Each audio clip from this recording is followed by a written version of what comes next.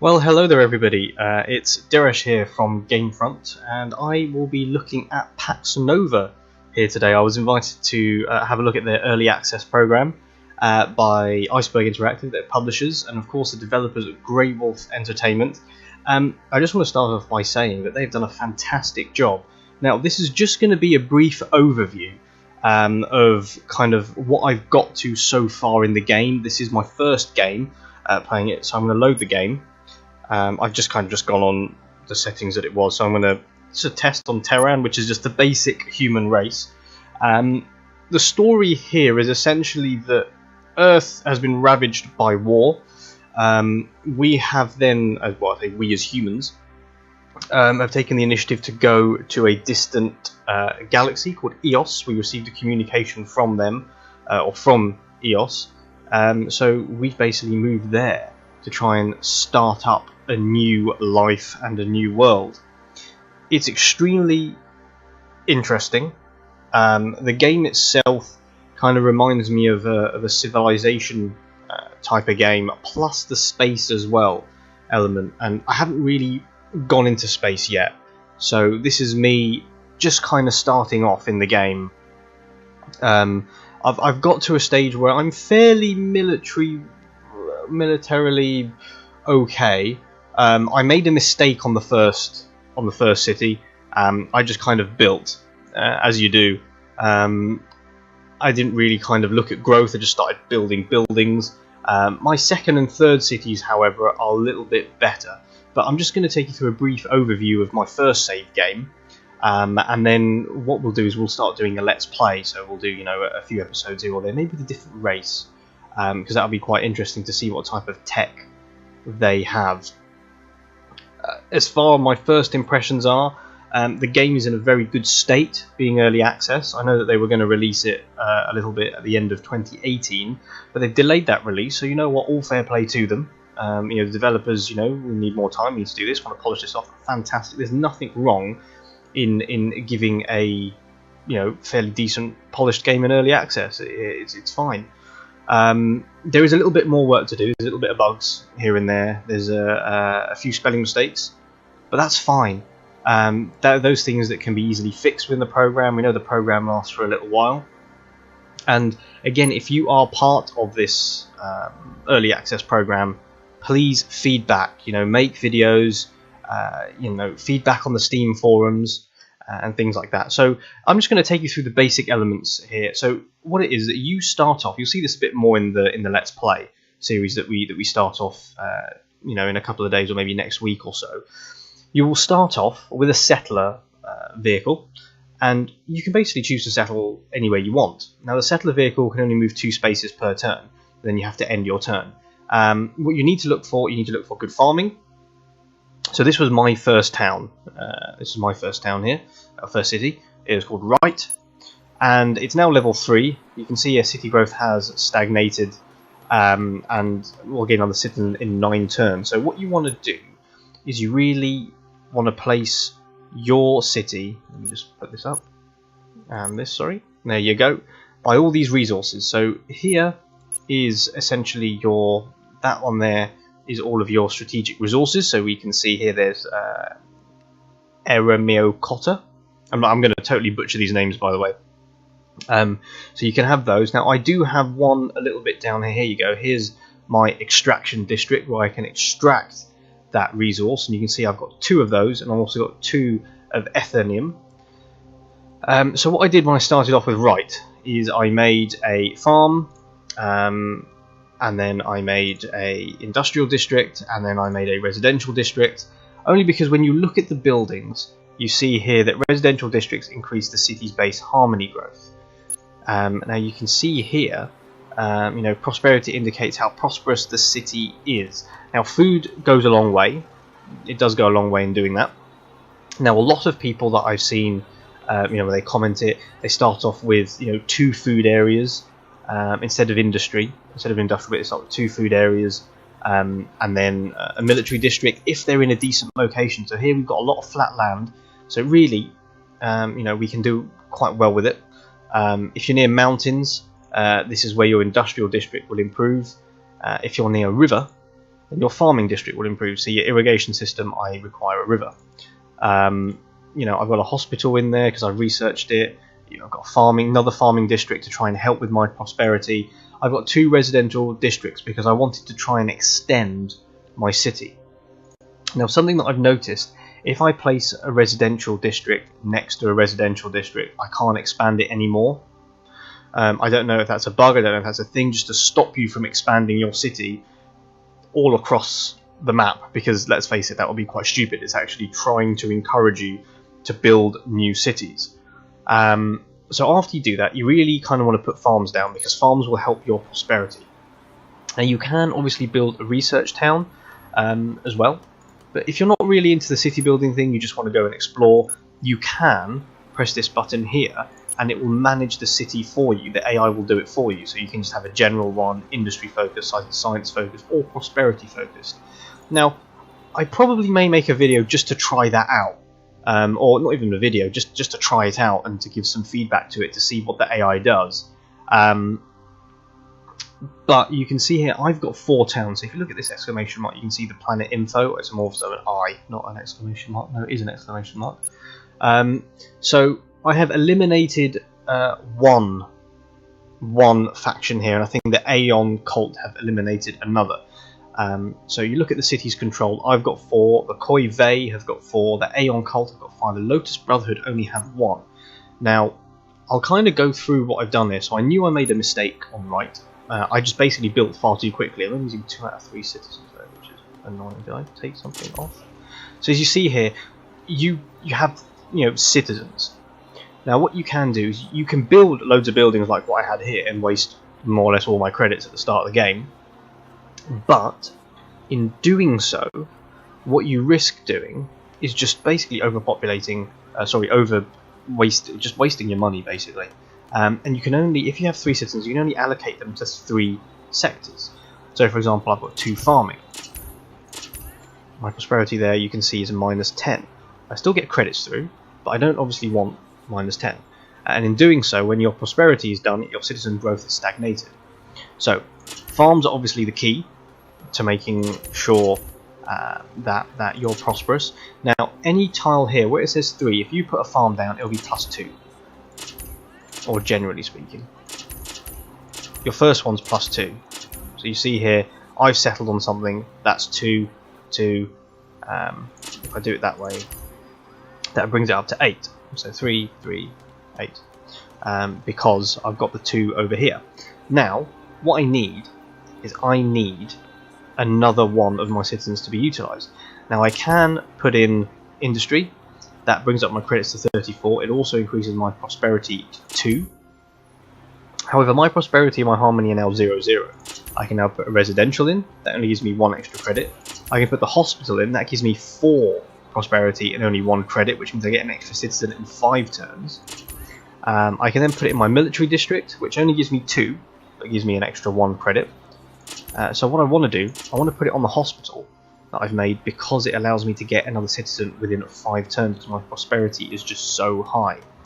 Now I did have a look at trying to see if I can get rid of some of these buildings here, mostly this residential district. So I can do that. I can raise that district. However, the annoying thing is that I might as well just leave it. This is the thing, really. I might as well just leave it. I think it's to stop me expanding any further.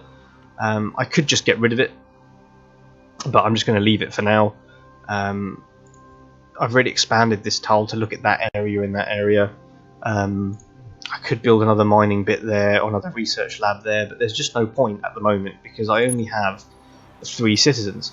Now, I did have more. I built 1 settler from the military. So let me just actually tell you how to build a military unit. So this is how I built my military. Let's take it out there. So you need to allocate a citizen to the military district.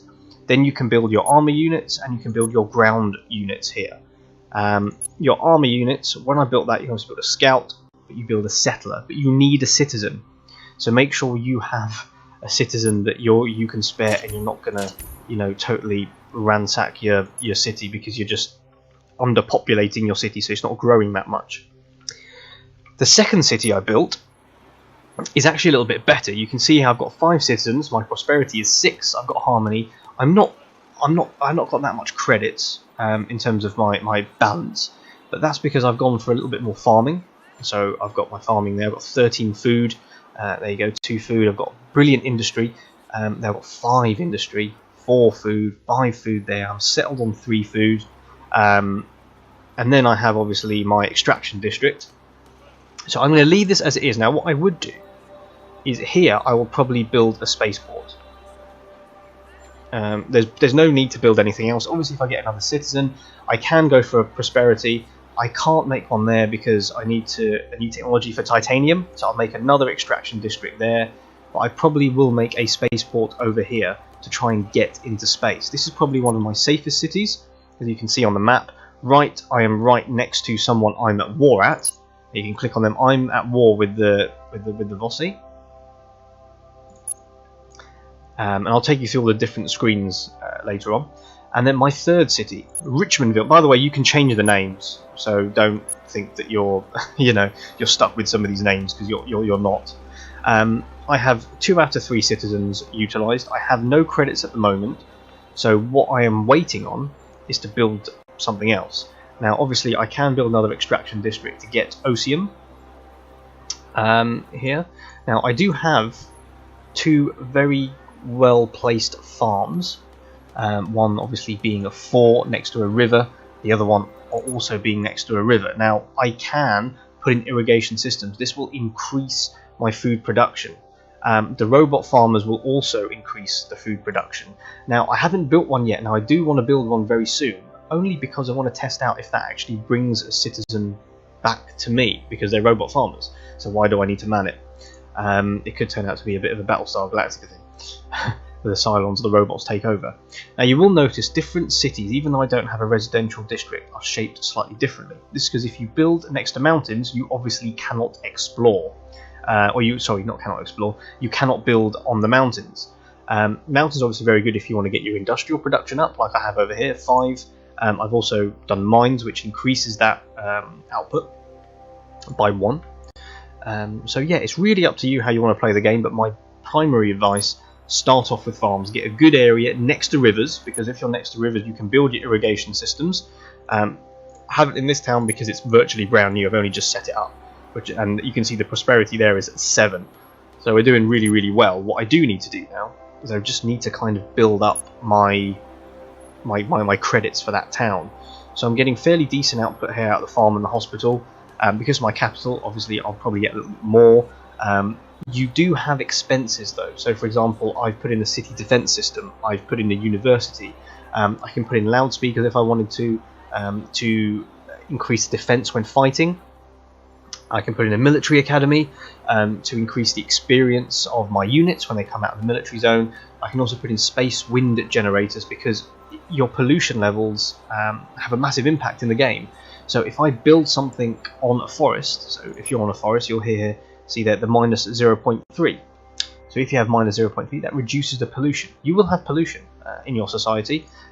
You see various different buildings here. So you can see the financial district generates 0.4 pollution, extraction 0.3, spaceport 0.4, industrial 0.3. So you have your pollution levels. Obviously, if it gets too high, you will stifle your prosperity. You'll also stifle your harmony. So something I'll probably do in the future is to create a space wind generator, because it disrupts it by 0.1, which actually be quite good. So I have, I'm up to working at the moment. If I count all of this though, I'll have a fair few amount of pollution. So yeah, that's kind of like the city building aspect. I'd recommend a couple of farms, get a good area, and then go for a military district. Some of the factions do go military quite early. Now this was one that I took over just recently, so you can see here it's steaming, only 150 out of 300 city defense. It's called Remundo. I didn't name that, that's what it was. It's got 3 citizens already. I have a research district, I have a residential district, and a military district. I don't particularly know why I do. I don't really want I don't really want a residential district in there. I may just go for research, but the military district here really does help me, because I'm so close to, well, the person that I'm fighting. So you can see here, here's kind of my military. That is the opponent military, which I kind of don't want to be near right now. Yeah, see, there's so many resources here. I've got pyrite here. I've got some more Amicote, I've got some more Eternium. So if I really wanted to, I can plop something right there and see what I can do. But pyrite is meant to be very, very good in terms of industrial production. So, for example, to build a hospital, I need 2 Eternium. So I'll just show you there. Build a hospital. There you go. I need 2 Eternium to build a hospital, and then even for some military upgrades as well, I will need some different resources. So let me take you through the screens now. Basically, sorry, how to move units. Well, let's just kind of unit. So you just right click. Now most units can move 2 spaces. So you just right click and move.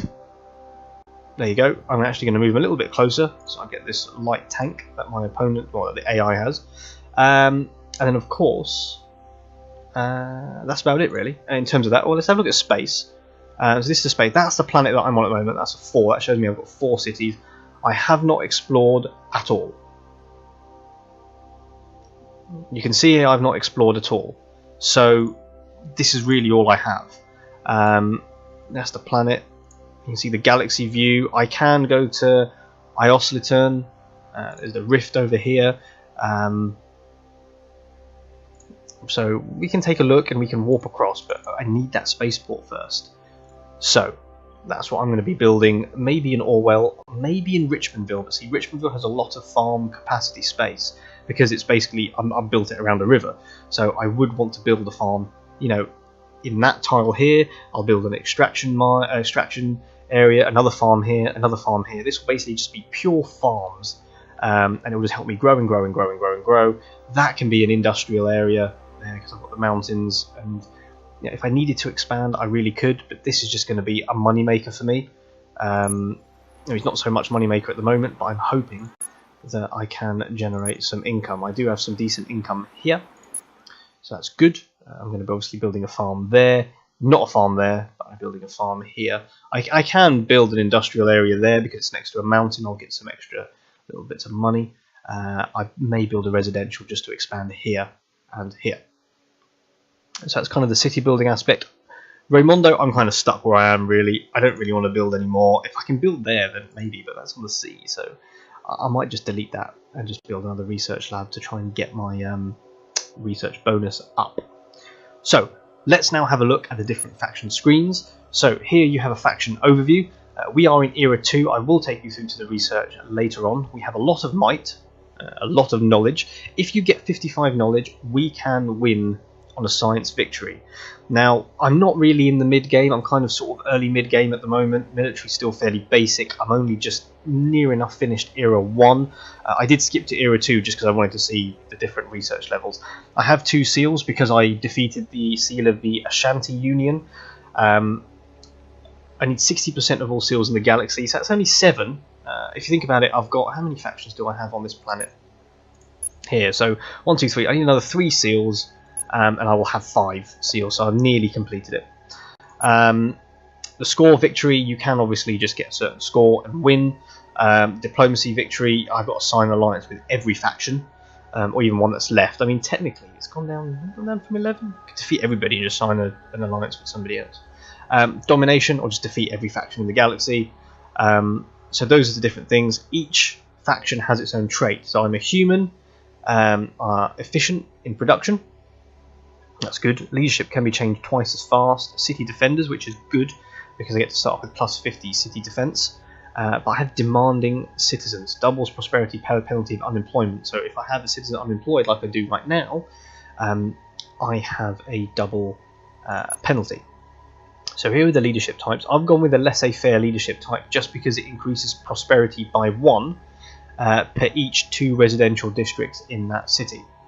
Now, I'm not really paying attention to that. I really used that just for the harmony because my harmony was so bad.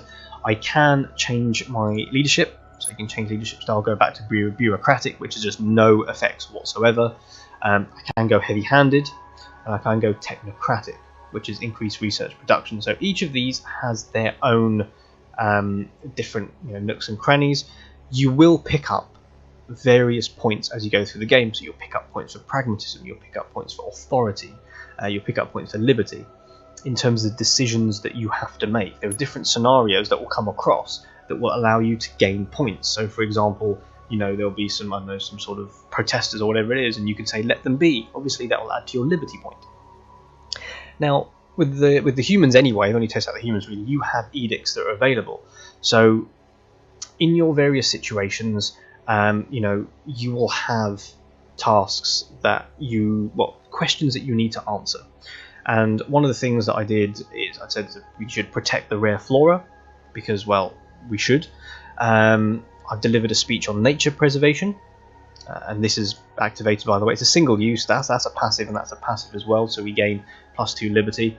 One of the things I did immediately was to pass an edict for free healthcare. Yes, it costs 5 credits per city, but it increases prosperity in every city that we control by +1. So you can look at currently active edicts, past edicts, show all of the edicts, what are available. I can pass this one to authorise slavery, which increases labour production in all of our cities, but gets the slaver trait weakening affinity with every other faction by -4. So if you're really struggling on that labour production, pass the slavery. There are you know, other factions that may not get good labour production, so you want to pass that edict. Again, different you know, different factions will have different edicts that you'd want. I pass that because prosperity is just so fundamentally important to the human race. I don't want to get that penalty, so by having that +1 prosperity for 5 credits per city to avoid that double penalty is something that I want. So looking at paths, you choose your final destiny. You're only in the beginning at the moment. I am currently on the path of bliss, which is the pursuit of peace and happiness. Because I was on, obviously, war so much, I've gone quite high in the path of ember. Path of enlightenment is sort of when you research stuff and things like that. And obviously the path of Gaia, which is balance and harmony, looking after the planets. Obviously for the humans, I think enlightenment and also bliss is the way to go. And I think this is the right kind of balance for the human race. There are obviously different factions within the human race that are more catered towards war, so you're going to want to go on the path of ember. Now let's look at the research tab. Now the research tab, from what the developer's saying, is all randomly generated. So you could get this, all this could be different, which is fantastic. I think it's absolutely fantastic. Now I have nearly finished the research. I'm currently researching phases here, and I've got fire starters left, and I've also got pragmatic thinkers, which will advance the path of bliss by 3. It will unlock the transactional leadership type, which is not something that I'm going to go for. But you can see my knowledge is 24 already. I've got 55 to win that knowledge, so maybe that needs a little bit more balance. We'll see. I mean, I'm 24 and I haven't even got through the second one yet, so I'm kind of nearly halfway there. Maybe that needs a little bit of tweak from the developers, or maybe you just need to disable the scientific victory. Anyway, let's look at Era 2. So I've kind of started the industrial evolution. Space explorers grant me a extra ship bonus. I get FTL travel, fast and light travel. I get capital ships, and that'll be fantastic. Only because what I want to do is obviously to try and, you know, make sure that I'm militarily ready. Special module for ships that can settle a new city on a planet's surface, so I need to go pretty far in this second era to be able to get into the galaxy, so and actually set on another planet. Now obviously we saw before that if you think, oh my god, this is going to be too much, I'm going to have 4 cities in one planet, I'm going to have, you know, 2 cities in another, you can auto manage this. You know, go for prosperity, go, you know, you might want to go for industrial, use different planets, because different planets will have different, you know, atmospheres and biometrics to kind of help you. Space warfare, obviously very helpful for me. Xenopolitics I've done, agriculture stations as well. Autocracy is another leadership style that I can go to. You have the third one here is again another one. You got Titans. Oh, I like that Titan one. And then Transcendence, which is obviously the final one.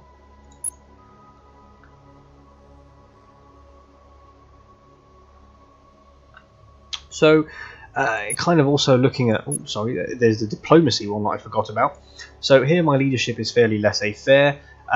This is obviously me, I'm Chancellor Wynne, the Terran Republic. The Khoi Vei I'm at war at. The Shanti Union I've defeated. Queen Niobe, she was... I just wanted to see what the military was like, really. The Lotus Brotherhood, unfortunately, as we saw before, they only have one city left. The Ra dynasty has been defeated, and the High Priestess Husni is part of the Aeon cult. We have a little bit of distrust. We have a lack of respect. We have the same leadership type. They obviously don't like the fact that we are heavily polluting one of their cities. They are not impressed with our military strength. We are friends with their nemesis, which I believe is the Lotus Brotherhood. Now, because they only have one, I could just kind of just get on with it. They've got a lot of respect for us. They've got a lot of affinity. The trust is neutral. The Khoi Vei, they have a lot of respect because they feel the war between us isn't going their way. So that kind of helps. We've got sort of +1 respect there. We do need to reduce our pollution levels because that's causing us a lot of lack of respect. The affinity, they envy one of our cities, and obviously we're at war. The war score, we're winning that, so that's good. The trust, obviously racial differences, and the fact that we're at war. Now we can do a peace treaty, so we can interact with all of these races. Now bearing in mind, when you meet different species, you can't communicate with them, but a research option will come up for you that you can learn and study their language, then you can talk to them. So I do encourage that you do so because it builds up that affinity, and you also trade some of these materials as well. Now it all depends on your influence points, so whether you want to praise, it costs 5 influence, you want to denounce, 5 influence, declare friendship, declare war, 8 influence, declare nemesis, 3 influence. So those are the diplomatic options, but you can also trade. So for example, we could offer our Omikota for them, confirm, and they will offer some credits. Now what you will do, you will see here the proposal value. So obviously that's not in their favour, but let's look at something like 600 credits. Well, okay, we actually get 600 credits out of that now. We can offer our Eternium as well, and we can actually bump that up. But I don't want to do that because we're not producing Eternium, we are producing Omikota. So actually that wasn't too bad. I'm going to try and do that. Let's try and do 790, it's -9, they won't take that. Let's try 715, no, it's -5. 0. So basically they don't have the credits to do it. So the proposal is good, they just don't have the credits.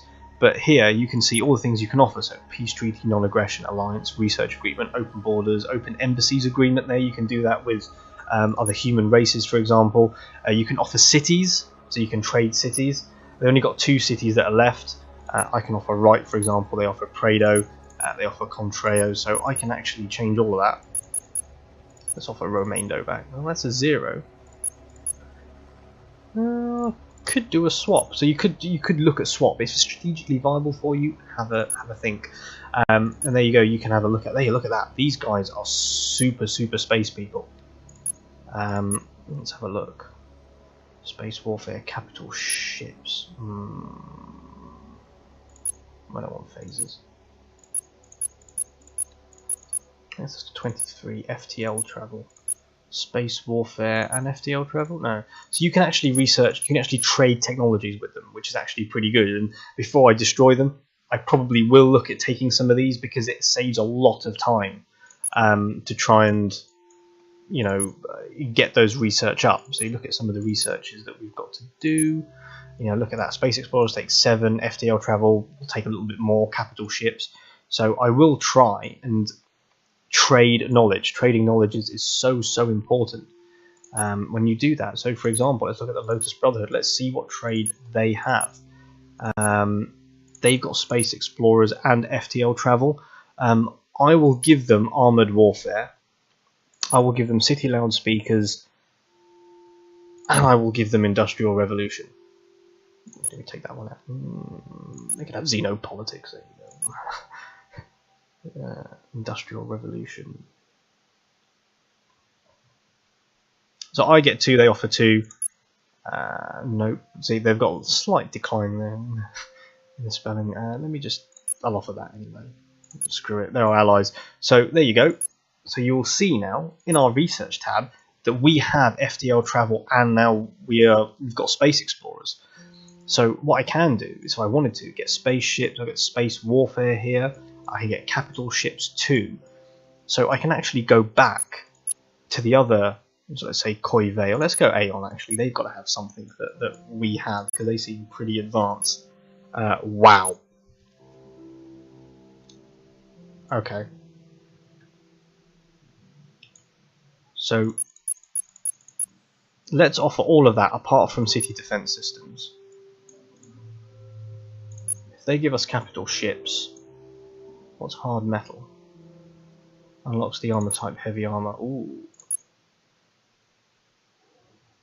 Wow. Okay. Well, I might just do that.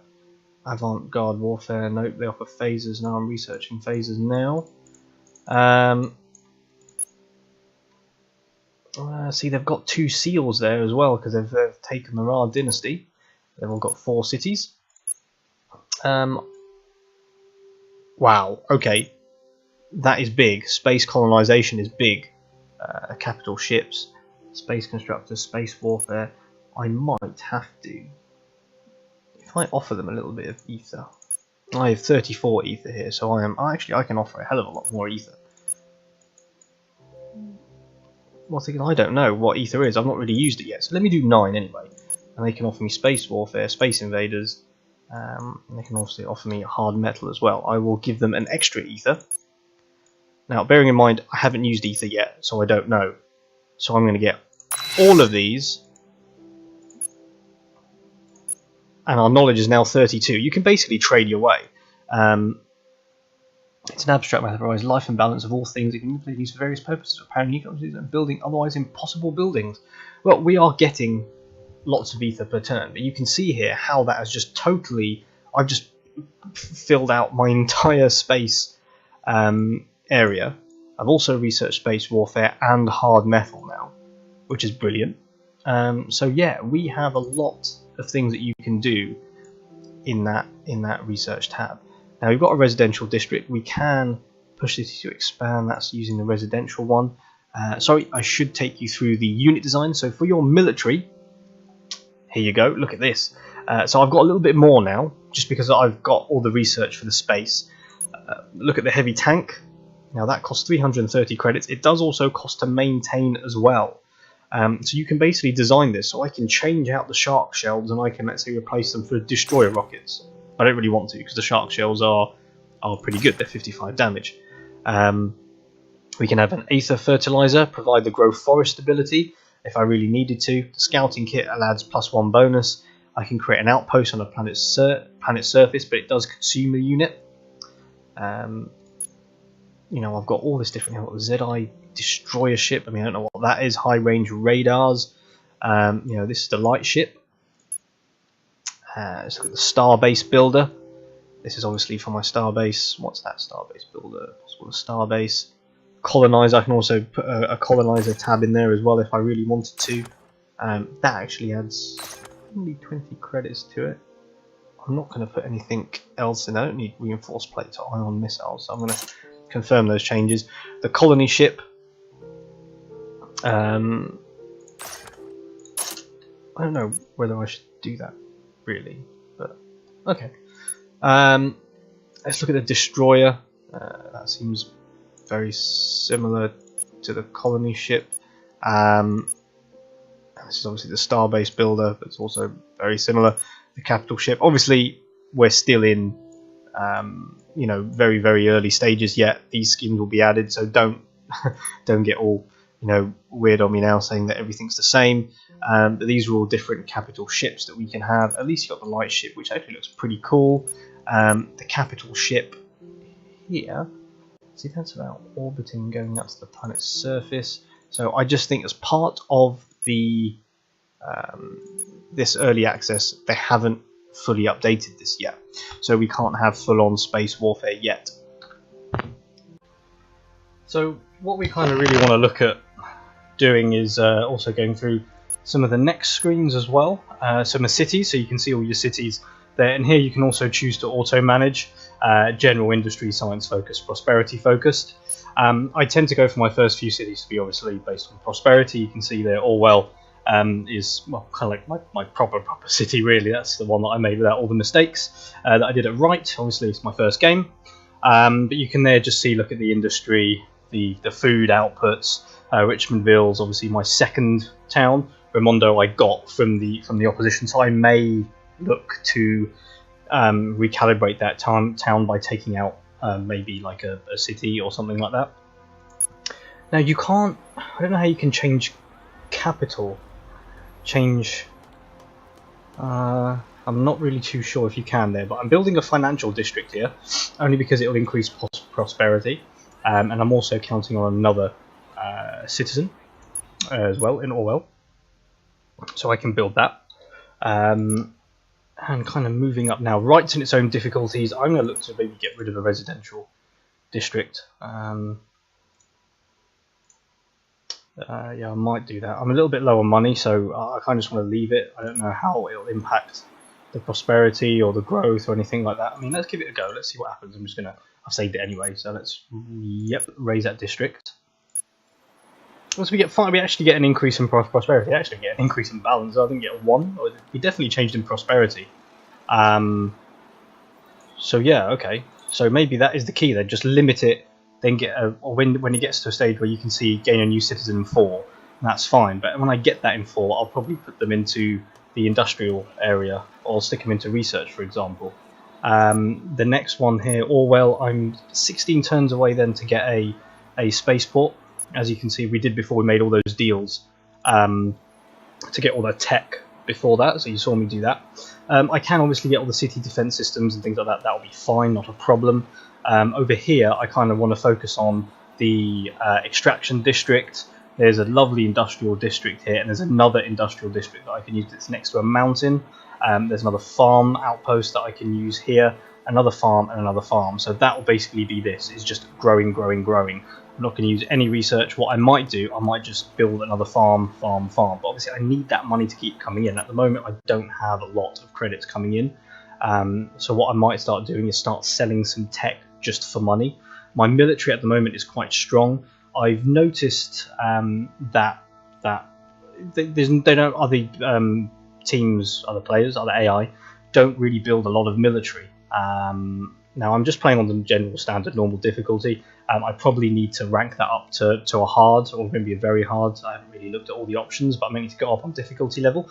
I think a lot of the other AI tend to go to more of a sciencey, alliancey type, mostly sciencey.